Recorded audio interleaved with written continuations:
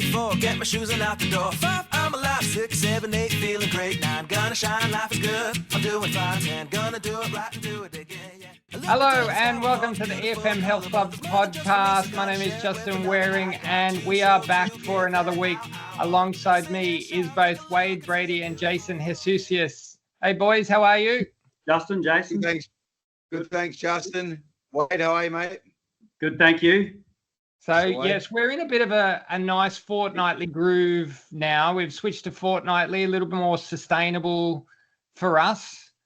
More time to do research on our upcoming topic. So we thought today what we would do is have a bit of a spin-off of last fortnight's wearables conversation / debate. I know I made my point of view and was, a little bit rebutted by everyone who has an Apple Watch, but I'm okay with that. So as a spin-off to that, what we thought we'd talk about today is how do we listen to our body in terms of, am I sore? Am I injured?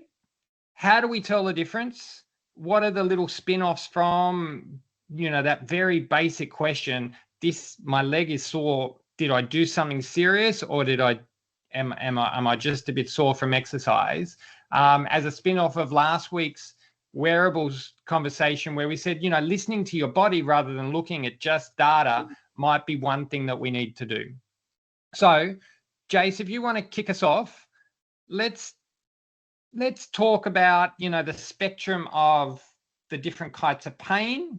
In particular, when is it maybe okay to push through something in terms of exercise? When do we need to pull back? What are our, opening thoughts on this?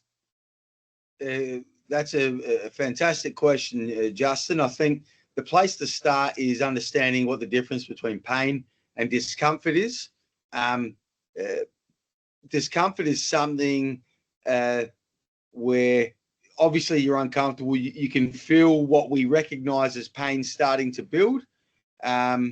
It's uncomfortable, but that discomfort, generally speaking, is dull and relatively even, as opposed to something that's actually quite sharp and localized. Pain typically tends to be dominant on one side. Pain typically tends to be something that's a sharp feeling that says, ow, stop immediately. It's not something that builds and grows steadily in most instances. That's my experience as someone who exercises and has trained people for a long time. So for instance, if I'm doing some squats and I can feel my quads are starting to burn and my glutes are starting to fire up a little bit, I would describe that as normal discomfort. Versus if something all of a sudden grabs in my knee, that's sharp, that's pain. So for me, pain tells me to stop and discomfort tells me, well, I'm uncomfortable, proceed to the next step. Now, the next step from there is to consider what's my condition. How much training have I done? How much discomfort can I tolerate before it's going to become harmful? Because just because discomfort grows and grows steadily, there's still an upper limit as to how much is good for us and how much is safe. So if I'm training regularly, how much is a little bit more than what I'm used to? We slightly overload in order to get a fitness response without putting ourselves towards the edge of injury. However, if I haven't been training much and I'm building this discomfort and it's getting heavier and heavier and I haven't got a training load behind me, then I might be inviting trouble for myself. So I'd say there's 2 checkpoints there. The first one is this discomfort or is it pain? Discomfort grows steadily. Pain is sharp. Discomfort's more dull. So that's the first checkpoint. The second checkpoint is, okay, have I trained enough to be ready for this amount of discomfort? So if I've got the training log under my belt and I'm used to this is only a little bit more than what I'm used to, that's okay. If this discomfort is significantly more than what I'm very recently used to, that to me is going over the line. Over to you, boys. Yeah. So I would add a little scenario here. You're squatting, Jace. You're squatting. Your legs are burning. Your glutes are on fire, as you said. And I start getting a bit of pull in my back. My lower back starts to pull. People get particularly worried about that. Yep. You know, anytime there's any kind of lower back, and if I know at Westmead, if I start to get people who are reasonably new or very weak abdominal muscles, you know, if we're doing crunches or sit-ups or any kind of reverse thing or plank, and they start to feel anything in their lower back, they go, oh, I'm out. I'm done. My back, I can't hurt my back. I can't hurt my back. They see that as pain. Where do you, how would you kind of categorize that for people now?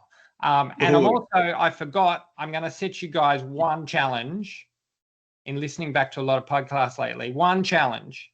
You're not allowed to say everybody's different. No. All right. No, there's none of this. Well, it depends on the person. Yep. I'm just going to set that as a challenge. Let's give some advice. So my first step, you go, Wade. No, I was just going to say, and I've never thought about the back like this before. The back is quite different to the legs. So if your quads or your thighs are hurting from squats because they're getting tired and burning, that's going to be okay. Unless it's a sudden, as Jay said before, you're running fast and you feel a sharp pull in your hamstring or joint. If you get joint pain all of a sudden, then that's not good.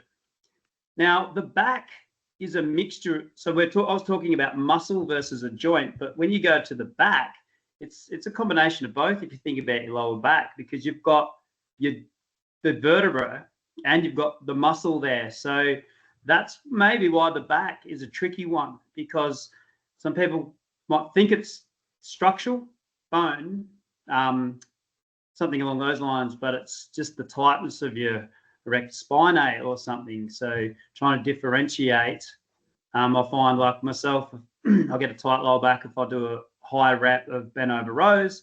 I can stand up, it releases a bit, I can go again, the tightness will come back quicker. But it's only through my experience where I know that's not a bad thing. It's sort of like a form of just working the back, making the back stronger. I don't know if you've thought about the back like that before, being a mixture of joints and muscles, where generally it's not like that. It's one or the other. Yeah. So in answer to your question, Justin, I'd ask myself some questions along the way. How is this load that I'm lifting significantly different to what I normally lift? I.e., is it significantly more? Am I doing significantly more reps than I would normally do? Is this a steadily growing ache? Because there are, as you pointed out, Wade, there's muscles in your lower back and in your mid back and upper back as well that they need training. Now, when you're squatting, that's not necessarily what you're targeting. However, your lower back is definitely a part of that exercise. And it's important that it gets conditioned to being able to lift heavier loads. So if it's steadily growing and that discomfort isn't significantly more than what you previously experienced, you've got to listen. If it's growing to the point where it's compensating your form, then you got to look at stopping. If it's not compensating your form, it's a small and of lesser significance. I wouldn't say I'd be ignoring it. I'm certainly taking note. And if it's something that persists when I'm trying to do my everyday squat, my everyday weight, if it's a new weight, I'm going, maybe I just need the condition to this. Because guess what? Technique experts out there, life isn't full of bloody perfection when it comes to how you move. We don't always move perfectly. Maybe, call me an idiot, but maybe it's not actually going to be detrimental to practice things and that they're not perfect. Because if those muscles kind of get used to that kind of load, then is that it? Is that a bad thing? I don't know. I would like to think that I can squat perfectly all the time, but maybe perfection isn't possible. So we're going off on a bit of a tangent now. The short answer is, if my form's bad, yeah, I've got to stop, right? If it's affecting my form or it's changing my form, yeah, I've got to stop. If it's slightly uncomfortable in my lower back, and that's a steadily growing, like we referred to before, there's a point that you would stop, but I don't think it's at the first sign of, oh, geez, there's a little bit of tightness there. Back tightness is so common. If we stopped for every bit of back tightness, you'd never do anything. But that's my take. There's a couple of things there where you say if your form's slipping, but a lot of the times people won't know their form's slipping. They might not know what good form is. They might not have a mirror at the right angle. There might not be a coach or a friend that understands technique watching to bring that feedback. And then the other thing is we've all done different training courses over the years, and this is vague, but I was taught at some point that your form can slip 15%. Once it's slipped more than 15%, you're done. Now, it depends. That's quite vague. I sort of don't know if that 15% is something you've heard before. No, not that specifically. Firstly, Jace, no one's ever called you an idiot. Secondly, not that you know. Secondly, to answer my own question, I think for the general person out there who's not lifting or squatting with the bar on their back, and they might be just at home doing sit-ups or crunches or doing a plank or whatever, and they start to experience, pain in their lower back, with the back getting tighter and tighter, maybe taking the load because their tummy muscles gave up the ghost a little while ago. The way you described it the first time, Jace, I think was absolutely perfect. If it's just slightly, you've experienced the pain coming on slowly, or discomfort, let's say discomfort coming on slowly. People get very nervous about their back. So that at the first sign of that slight discomfort, it's going to hurt my back. It's going to hurt my back. Now, if you've got a back injury, fine. But that's that steady discomfort growing over time. So fatigue rather than pain. All right, so I'm in agreement with you, Jace. Like, much shorter answer.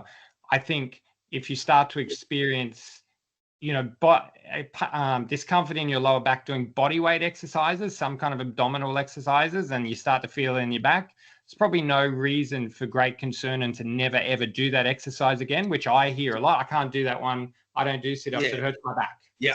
I can't do it. It hurts my back. There might need to be a bit of a revisiting of that comment for that person. Yeah.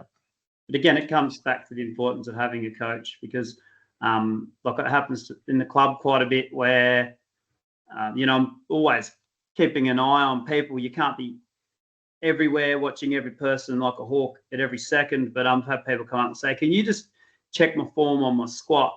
And I'll say, yeah, I looked at it before. It looks fine. Oh, can you check it again? Yeah, that's good. So that's the beauty of having someone that knows technique that can, and that's where we can come along and say, yeah, this is a new weight, and you're feeling that tightness in your back's going to get stronger too. It's bit by bit going to get stronger, and then you'll move through that, and then you can concentrate on doing more reps and getting your legs stronger. But it's sort of like, as you said before, Jason, like when you're doing a weighted squat, it's much more than just your legs working. There's a lot above your legs that's working and has to be conditioned and strengthened as well. So if the lower back a lot of the time could be, that's the weak point, that's where you're feeling it now until it gets stronger. And then you can go back to focusing more on your legs, because now your back's strong enough. And this is fascinating, because your body's like a chain, isn't it? So what's the weak link? And we have to factor that in. So, all right, my legs aren't dead yet, but my back is getting tighter. There's a limit there.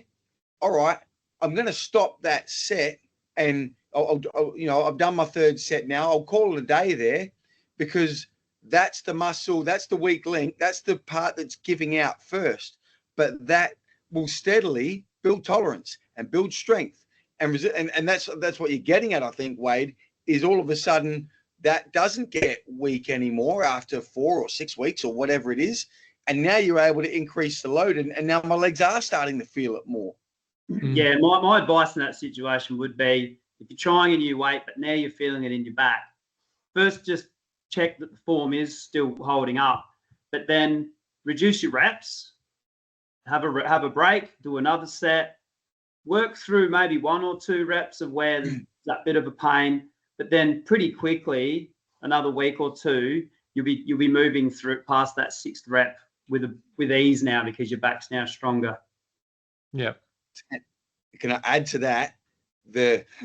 If you're unsure, if you're trying something new, or you're experiencing some of this, if you're doing 10 reps and your usual rest period might be 75 seconds or so, make it 90 seconds. Make it 105 seconds. Give it a little longer while you're adapting to the new stimulus, and then as the weeks go by, you can shrink that rest period down back to where you want it. But the rest period is super important there, that you've got that right for the number of reps, for the number of reps, and for the load that you're carrying. Yeah. So that's all kind of things to think about whilst we're exercising, right? If it's discomfort, is it an injury? What about after a day, after an exercise session? You might have run, you might have done a gym session. Injury versus soreness. What are the indicators of those two things? Are they very similar? Do we have some ideas on how do I identify if we've actually injured, torn a muscle, or if we're just sore?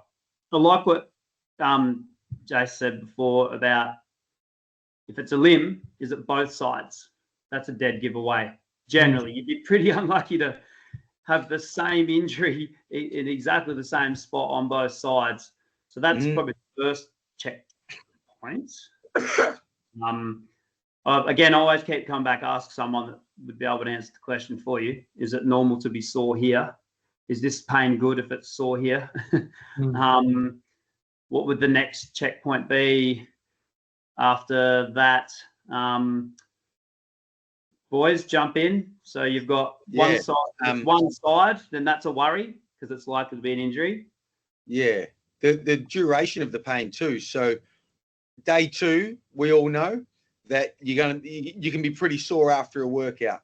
You could even be sore on one side after a couple of days, right? Because one side's stronger than the other. We're not all perfectly balanced. Yeah.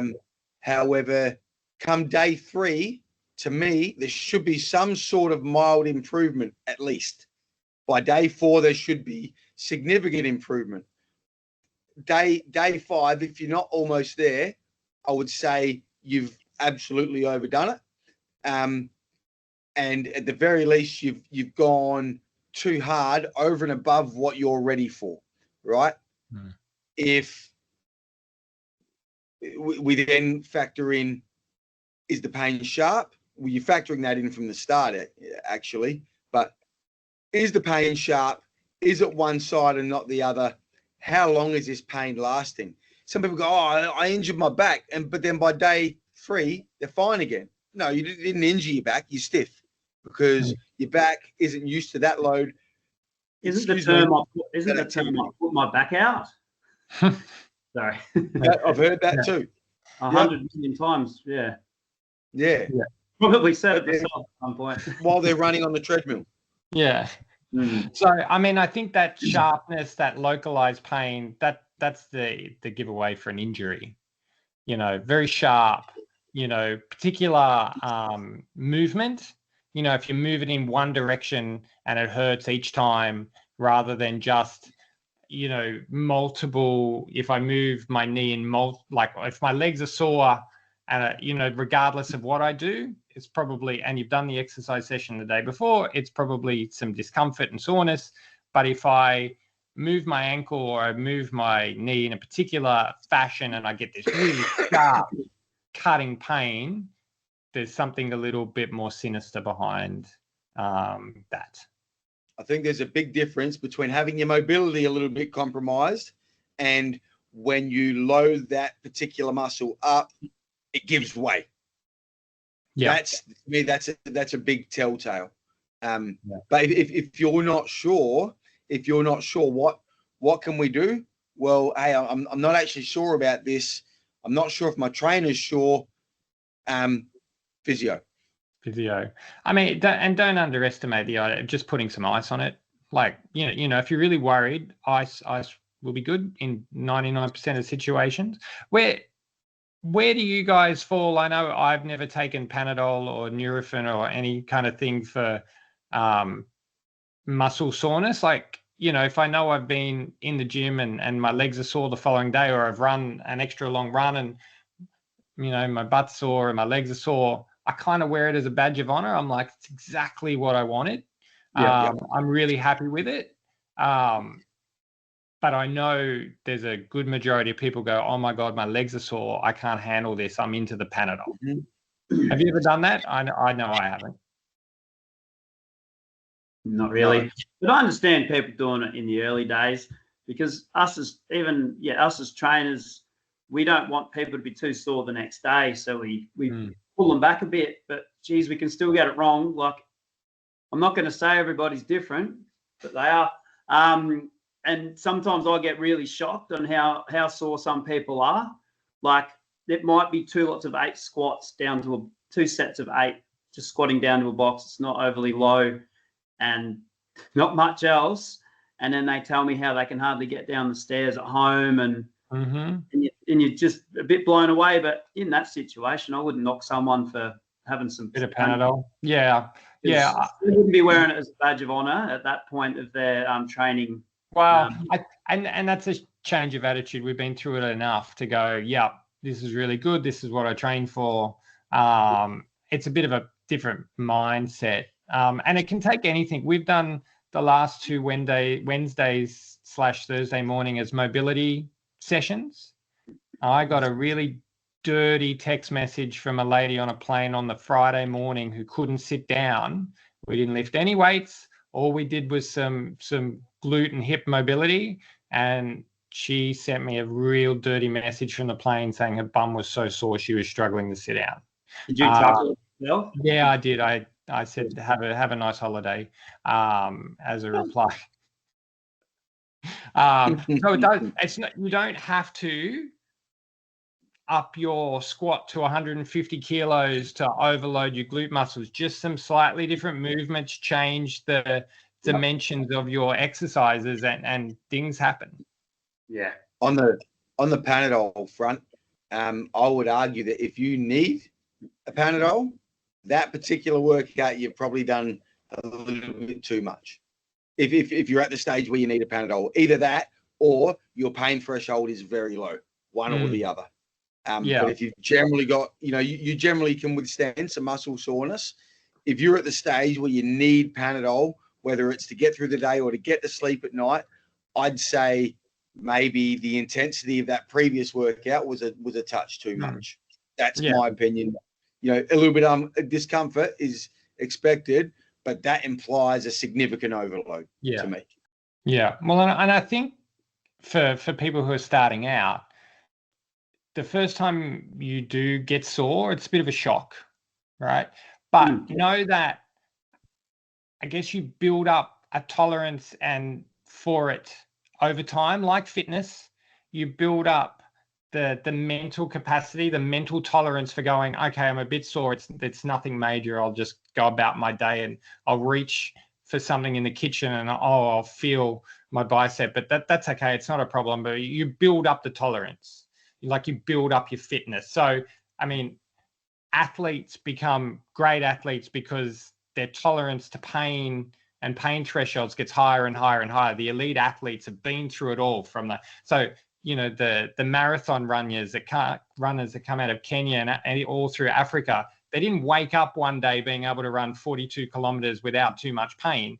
That they've built that pain threshold along the way. So know that if you get through it today and tomorrow and the next time, you'll get through it again and you'll get through it again, and that pain threshold gets higher and higher and higher until you're advising other people that, listen, it's no big deal. You don't need pain. What about like I've had a really recent one where someone was starting up and they've had a few knee issues, and I said, now we just went through a few movements and rehab type exercises, quite gentle, and it felt not too bad. And I said, just be aware tomorrow you could be pretty sore, but I'd call it growing pains, and it'll likely settle down over the next couple of days. It's sort of like you're going to go a step backward so you can go two forward. And even though I armed that person with the knowledge, they were sore the next day, and then they were like, I'm going to have to put exercise on hold for now, which is disappointing because it's really the only way through it. And they were going to go off and get a scan. And then I said, do you think you might need an operation? And they're like, oh, no, I don't want an operation. Well, it's like, well, what are you going to do then? Like, it's scanning. Trust me, stick with this. And they were fine. 2 or 3 days later, that knee pain had actually gone again because I checked up. So that's a different type of pain again. That one's a bit more complicated, I think. If you've got an existing injury that you know is a proper tear or a proper lax of something, then that's a separate category altogether. Absolutely. Yeah. To this point, though, I agree with everything you've said, Wade. On the moving sooner rather than later thing, motion is lotion. If you wrote nothing else down from anything we've done, after a hard workout, motion is lotion. Blood flow has all the healing properties. The longer you stay still, the longer you're going to be sore for. That's what I tell my members. So get back in and move, unless you want to be sore for 3 or 4 days instead of 1 or 2. So you're absolutely right. Under a lighter load, go steady, but get some blood flow at a level that is beneath what your limits are, and you're going to find some joy there. It doesn't mean you're not going to get stiff, and it means you will get less stiff. And in the meantime, you want to reduce your stiffness, keep your hydration up. Make sure you're getting plenty of leafy green vegetables and plenty of protein in your diet, and you're going to be getting the proteins and the minerals you need in order to expedite your recovery. Good point. Well, and one last thing I'd say is, and it's a little adjacent, not often thought about, and I think the effective breathing and effective breathing, particularly during exercise, if we think about it during exercise, pain sensations are heightened if we're going to hold our breath and tense everything. You have a nice continuous flow of breathing, you're more likely to help manage the pain. You activate your parasympathetic nervous system and allow your body to do what it's got to do without that tenseness, which will activate the pain receptors a little bit further. So that's number one, just in terms of getting through the particular workout. And I know myself, if you know, my legs are sore and I know I'm going to walk downstairs that day, the moment you're about to walk down the stairs and you know your legs are sore, you hold your breath. And you hold the handrail. Yeah, the handrail, and you hold your breath and you're like, oh, this is going to hurt.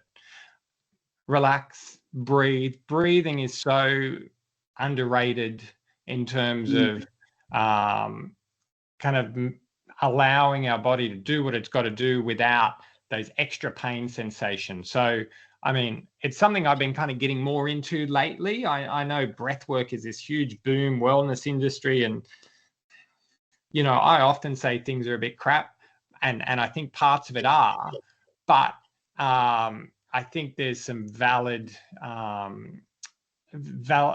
reasons to concentrate on your breathing both during and after, and also in terms of stressful situations for the rest of your life as well. So I'd throw that in. I'm often telling people childbirth about as painful as something could get. There's a lot of breathing that goes on there.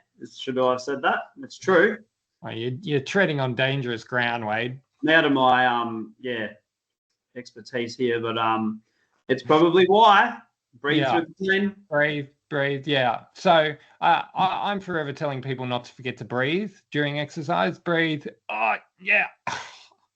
And they manage to force some kind of breath out rather than they forget with their breathing in. Yeah, you needed to breathe in at that point. Sorry. And look, there's one more like element that I wanted to go through in terms of, so we've gone through the muscle pain, pain, injury, whatever it might be. How do we assess it? What do we do? Illness is the other thing that pops up regularly. Yeah. Yes. I've had a cold, and look, we're in the middle of winter in Sydney, and well, in Australia, really, every second person is sick. At some point in the last month, all three of us has had a cold / the flu. What do we do? What do you guys do? Do you push through? Do you go run 30 Ks to sweat it out? What do you do? Nah, sweating it out isn't the answer. Anyone that tells you that and says that it works, I don't think they were actually that sick in the first place. If you've genuinely been sick, and especially with things like the flu or any sort of heavy virus, it's like, let's say if it's caused you to have to have a day off, not chuck a sickie, but actually have to have a day off from work, your body needs time to recover. You've got energy either for fighting whatever you're fighting, or you've got energy for training. You do not have energy for both. I think that's a pretty good cut-off point, because I was going to say being sick is a big spectrum, and I've often felt a lot better after doing a workout when I've got a cold, but it was still a work day for me. So I think that is a good sort of measure. Well done. Yeah.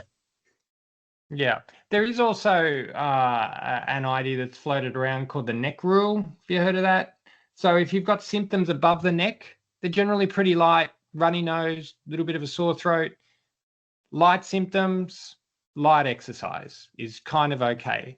If it's below the neck, fever, fatigue, congestion, heavy symptoms, no exercise.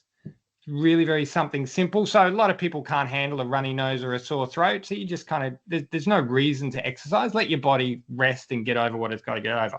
But if you really want to exercise and it's part of your routine and you feel terrible mentally without it and you need to do something. Yeah. Above the neck, symptoms fine. Below the neck, not fine. I thought that was a pretty good rule. Yep. Which I agree with that. Yeah. Yeah. What else we got? I think that about covers it. We wanted to talk about what's the difference between discomfort and pain. When do you push through? When do you endure? When do you back off? I think we've covered that both in terms of muscle soreness and fatigue, as well as briefly at the end here about when you're unwell. I think we've covered those areas quite well. Yeah. All right. I got nothing else written down. All I would say is if you're someone that's starting out, because I just feel like it's such a different thing. It's like exercise for someone that's just new at it is just such a different beast to someone that's always exercised. And if you're someone in that window of still being new to it, it's not a full-fledged part of your life. If you're sore, do what you can to keep progressing in some way. Like you're still going to get the satisfaction from having done a workout. You're still going to be moving forward in some way. You're still going to be releasing endorphins. Like you can work around injuries, and it's really worth working around injuries, because I'll tell you what, I've seen a lot of people they're at this point where they can change their life. They're at a crossroad. They've gone, what I would say, the right direction. Something's come up, sickness, some sort of injury, and it's just it's just stopped them in their tracks, and then they've ended up disappearing. And 10 years later, 15 years later, I hear from them again, and there's a lot of, so that'd be my advice. Just work out a way of pushing on. Be consistent. Because there's always something you can do. I've got an ulcer on my foot at the moment, and your stupid challenge, Justin, I've been out there doing so many bloody leg exercises, and I'm going to, anyway, hopefully I haven't made it any worse. But my wife said, don't you go and do that. Is that the marathon challenge? I'm not going to give you, yes. She said, if you do it, I'm not going to give you any sympathy. So if it's sore and if the ulcer's bigger, I'm not going to be saying anything. Wow, that's just married But life. I'm an idiot, and competition gets the better of me. But I still feel good. I've done so many skaters and lunges and squats and frog jumps. I don't know why I left them all till last. But if I knew the ulcer was coming, I would have done them earlier and left all the upper body. But where there's a will, there's a way, and I feel satisfied for having done it. But I might have paid a little price in the process. Yeah. It's all right. I'll complain to everyone about it except Selena. So for everyone who has no idea what Wade's talking about, you should go on his and EFM McGill Instagram. And my EFM Westmead Instagram. We've recently run a marathon challenge. Did you do it too, Jace, at Mawson Lakes? No, we did something different. So essentially, we tried to replicate the effort required to do a marathon in the gym, not all in one go over the course of a month. I set 21 exercises, I think. So, and off the top of my head, there was about 400 squats. Was that about right? 500 squats, something like that was one of them. We're a bit tougher here at McGill. I upped the numbers a little bit. Plus, I didn't want to buy as many T-shirts for the finishers.